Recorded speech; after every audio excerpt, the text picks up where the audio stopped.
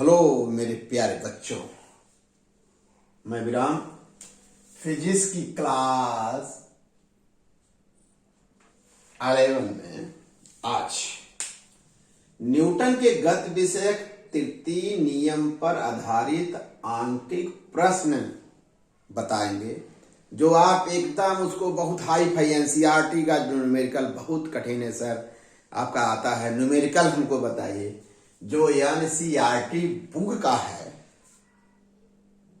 उस पर आपकी लैंग्वेज, एनसीईआरटी की लैंग्वेज नहीं, अपनी लैंग्वेज नहीं, जो आप समझते हो उस भाषा में समझाएंगे।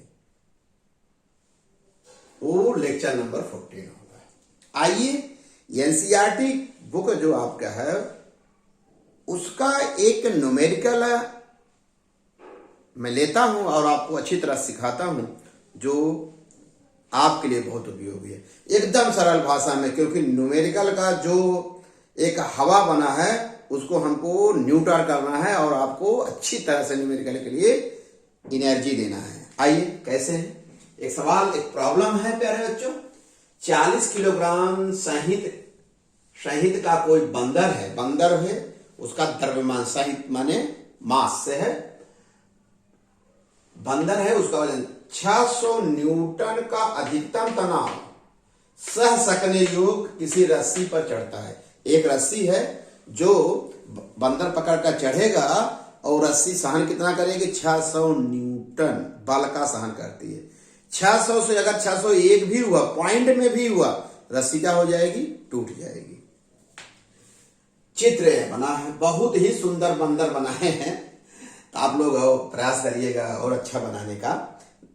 ये एक रस्सी है, 1,500 ये रस्सी है और ये बंदर है, चित्र है। बंदर का जो द्रव्यमान भार नीचे की तरफ काम करेगा, क्योंकि रस्सी पकड़ कर ऊपर चढ़ रहा है, इसलिए तनाव ऊपर होगा। अच्छी बात। इधर क्रिया करेगा, प्रतिक्रिया किधर होगी? ये न्यूटन का क्या है? तीसरा नियम है। अच्छा, नीचे दी गई स्थितियों में से किसमें रस्सी टूट जाएगी? एक छोटे छोटे प्रॉब्लम है। नंबर 1, बंदर 6 मीटर पर सेकंड स्क्वायर त्वरण से ऊपर चढ़ता है। 6। नंबर 2, बंदर 4 मीटर पर सेकंड त्वरण से नीचे उतरता है। नंबर 3 जो है, सी जो है, बंदर 5 मीटर पर सेकंड की एक समान चाल से ऊपर चढ़ता है। डी, बंदर लगभग मुक्त रूप से गुरुत्व बल के प्रभाव में रस्सी से नीचे गिरता है और रस्सी की सहित उपेक्षणी मान लीजिए, और जी का मान 10 स्मॉल जी का मान अगर लेना हो तो आप बेटा क्या लेंगे?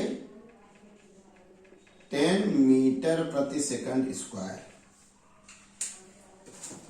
आइए मेरे प्यारे बच्चों, यह प्रश्न है। अब इस प्रश्न को हम आपको सिखाते हैं, आपके अंदर जो डर है उसको निकालते हैं, क्योंकि डर के आगे जीत है।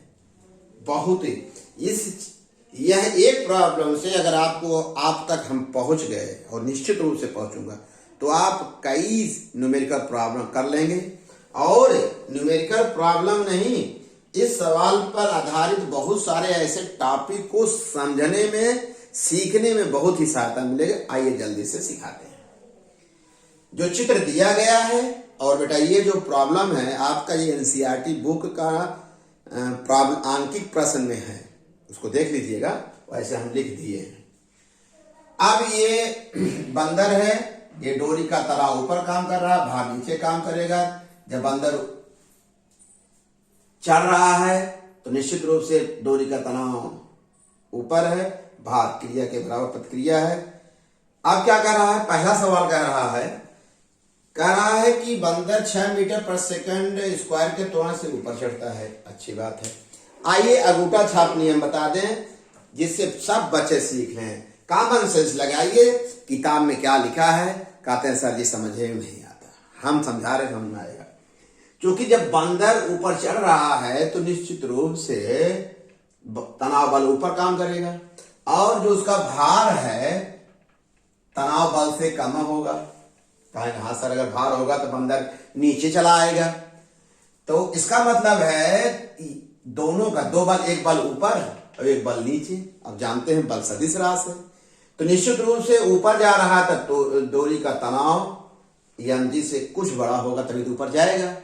इसलिए जो नेट बल काम करेगा बंदर पर, जानते हैं, जो बड़ा होगा उसमें से घटा दो, क्योंकि जब दो वेक्टर विपरीत दिशा में होते हैं तो उनका परिणामी कैसे निकालते हो? जो वेक्टर बड़ा होगा उसमें से छोटे वाले वेक्टर का क्या करते हैं, घटाते हैं। यही तरीका आप भी सीख लीजिए। इसलिए टी माइनस, यहां लिखेंगे आप न्यूटन के गति विषयक द्वितीय नियम से लिख लीजिएगा, न्यूटन के गति विषयक द्वितीय नियम से T minus M G equal to M A. जब ऊपर जाएगा दोनों जो बलों का अंदर एक नया बल आएगा और बल बराबर द्रव्यमान गुणे त्वरण। त्वरण माने इस जो बंदर के अंदर जो उत्पन्न हो रहा है यह होगा बेटा। अब टी बराबर इधर कर दीजिए, टी बराबर करेंगे तो एम जी इधर कर दीजिए, ये आ गया। अब मान रख दीजिए चूंकि द्रव्यमान 40 किलोग्राम दिया है, ए 6 दिया है प्रश्न में, 10 ये दिया, आ गया 640 न्यूटन। कितना डोरी पर कितना तनाव पड़ रहा है? 640। क्या डोरी टूटेगी कि नहीं टूटेगी? कहें सर बंदर डोरी टूटेगा, बंदर ऐसा गिरेगा उसकी टांगे टूट जाएगी, पता नहीं क्या होगा, क्योंकि जो डोरी कितना सहन कर रही है 600 न्यूटन के, और रिजल्ट कितना आया? बंदर के ऊपर चढ़ने से डोरी पर तनाव कितना पड़ रहा है? 640 का, और सहन कितना कर रहे हैं? 600 के। टूटेगी नहीं टूट? कहीं सर टूट जाएगी कि सरल लगेगा? नहीं कहीं सर बहुत सरल है। अच्छा, और 20 क्लियर हो जाएगा, दूसरे प्रश्न से और अच्छा क्लियर हो जाएगा। बंदर 4 मीटर पर सेकंड नीचे आ रहा है, जब नीचे आएगा तो कंसेप्ट बनाई, तरीका सीख लीजिए। तो नीचे आ रहा है तो एम जी अधिक होगा, टी कम होगा, तो अब होगा एम जी माइनस टी। लड़के बहुत बढ़िया समझ लेते हैं, वेक्टर समझ में आया ना, ये समझ में आया, नीचे आ रहा है तो एम जी अधिक होगा, ऊपर जा रहा है टी अधिक होगा। एक तरीका न्यूमेरिकल हल करने सीख लेते हैं, लेकिन जैसे जैसे पढ़ते हैं उनको समझ में आ जाता है कि जो फोर्स है वेक्टर है, एम जी भी चूंकि इस दिशा में नीचे आ रहा, तनाव निश्चित रूप से कम होगा तभी तो नीचे आ रहा। M G minus T equal to M A होगा, न्यूटन के गति विषय तो मान रख दीजिए जल्दी से 240। अब 600 सहन कर रहा, 240 है तो आराम से नीचे उतरेगा। देख रहे बेटा, यही दोनों सीखना है। ऊपर चढ़ रहा तनाव वैल्यू अधिक होगी, ये कम होगी, तभी नेट बल कुछ नया बल आएगा, परिणामी बल कुछ क्या होगा? नया बल होगा, जो एम ए के बराबर होगा न्यूटन के गति विषय। अब तीसरा कर रहा है, बंदर जो है 4 मीटर पर सेकंड की एक समान चाल से ऊपर जा रहा है। अच्छा, ऊपर जाएगा तो टी माइनस एम जी होगा, कहेंगे सर सही है, इक्वल टू एम ए होगा, कहेंगे सर ये भी सही कह रहे हैं आप। फिर चूंकि चाल एक समान है तो वेग परिवर्तन कितना होगा? अंतिम वेग प्रारंभिक वेग 4 माइनस 4 0। जब वेग परिवर्तन 0 होगा त्वरण भी 0 होगा, कहेंगे यस सर। और प्यारे बच्चे, आप इस चीज को पहले तो जानते थे, जब कोई वस्तु एक समान वेग से गति करे तो क्या हो जाएगा? त्वरण उसका 0 होगा। अगर नहीं जानते हो तो अंगूठा छाप नियम जान लो भाई, वेग परिवर्तन बटे समय अंतराल होता है, तो वेग अंतिम वेग माइनस प्रारंभिक वेग, अंतिम वेग भी 4 होगा, एक समान है, प्रारंभिक वेग 4, 4 माइनस 4 इक्वल टू 0। तो वेग परिवर्तन है 0 हो गया, त्वरण भी क्या हो जाएगा? 0 होगा। अब देख रहे हैं ये तो 0 हो गया, जब ये 0 हो जाएगा तो इसको इधर कर दिए तो टी बराबर एम जी हुआ 400 न्यूटन। 400 न्यूटन से चढ़ेगा ये, क्यों चढ़ेगा बताइए? क्योंकि डोरी जो सहन करती है 600 तक, ठीक। फिर चौथा जो हमारा प्रॉब्लम कह रहा है, वो चौथा प्रॉब्लम जो कह रहा है जरा उसको सीखिएगा प्यारे बच्चों। ये कह रहा है बंदर लगभग, यहां सफा हो गया है, बंदर लगभग मुक्त रूप से गुरुत्व के प्रभाव में, मुक्त रूप से माने, और रस्सी का द्रव्यमान नगण्य होगा। जब गुरुत्व के प्रभाव में होगा तो ए बराबर जी, क्योंकि द्रव्यमान क्या हो जाएगा? नगण्य के बराबर हो जाएगा।